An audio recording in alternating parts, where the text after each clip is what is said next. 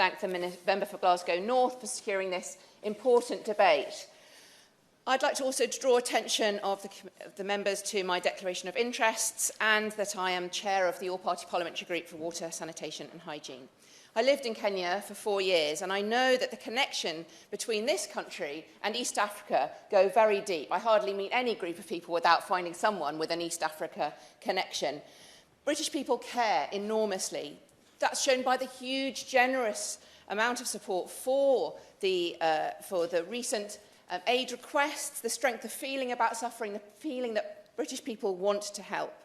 But the East Africa food crisis has gone relatively unreported and is not being raised as much as it should be. So I'm very grateful for this debate. It's the worst humanitarian crisis in 40 years.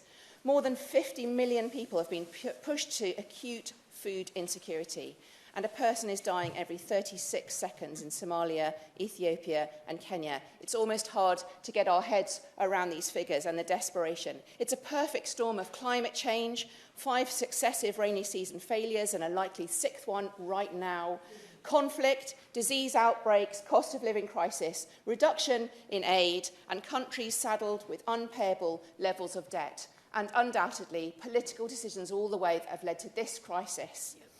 About 22.7 million people across Kenya, Ethiopia and Somalia face these high levels of insecurity, desperate hunger, compared to 18.6 million in last August. That's an increase of 4 million people in the last 6 months, which shows how severe this drought has been.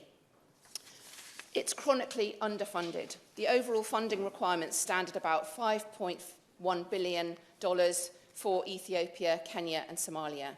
But the situation of being unfunded is unsustainable. Implementing partners are having to stop projects for help, suspend or reduce life-saving programmes due to underfunding at this critical time. And as always, women and girls are affected the most. They are on the front line, and they suffer for higher risks of malnutrition, but also of violence, and there's increased child marriage and forced marriage. Verity is an aid worker from CAFOD who reported this from a recent visit of hers to northern Kenya. She said, returning from Marsabit, the situation is desperate and deteriorating. I was shocked at the scale of livestock deaths, asset loss and clear desperation of communities. I was struck by the huge numbers of dead animals, mostly camels. The cattle are long gone. The landscape and roadsides are littered with carcasses. Some are skeletons, some have fallen only hours before. The condition of any remaining animals is extremely poor. There's no grazing. The assessments rate the availability of pasture in Marsabit as extreme, which means in many places it looks like the surface of the moon, just endless rock and dust, not a blade of grass. In towns, there's no land available, so groups are scattered, there's little water and little assistance. The households we spoke to had driven away their last remaining camels into the bush as they knew they would die, but they would not be able to remove the bodies if they died near their homesteads. People are dignified but desperate. People are talking of death, and you can sense the fear. Aid agencies have been calling for UK to increase aid to the region by 70 million for months, but this hasn't happened. And instead, where is our aid money going? It's been drastically cut, skewed towards trade, and spent on propping up the failing Home Office. The International Development Select Committee's recent report on aid spending in the UK was very illuminating.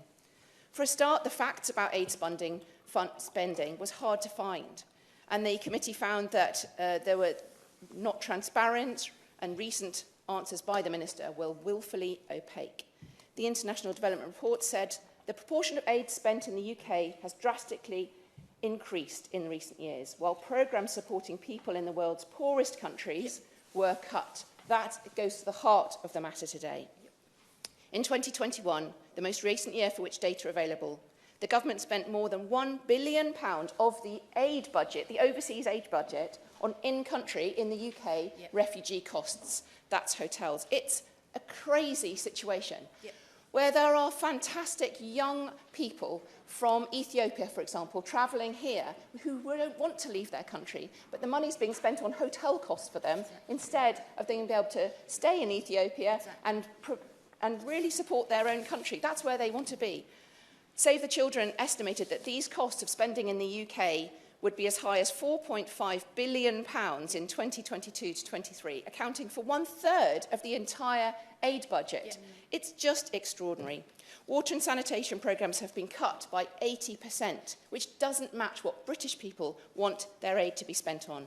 And then last financial year, the UK pledged only £156 million to the crisis, which is less than a fifth of the £861 million provided in 2017 to 18. To conclude, I would like to ask the Minister to urgently commit to releasing that already pledged funding, to invest in supporting communities and primary health care, to cut the debt, to transform its current agricultural portfolio towards local diverse food systems, to fund water and sanitation projects as emergency response, and to include clear targets to increase funds reaching local organisations, not just through multilateral organisations. The climate emergency is very real. I hope both the media and ministers are listening to this debate today and that urgent action will be taken to save lives. Yeah.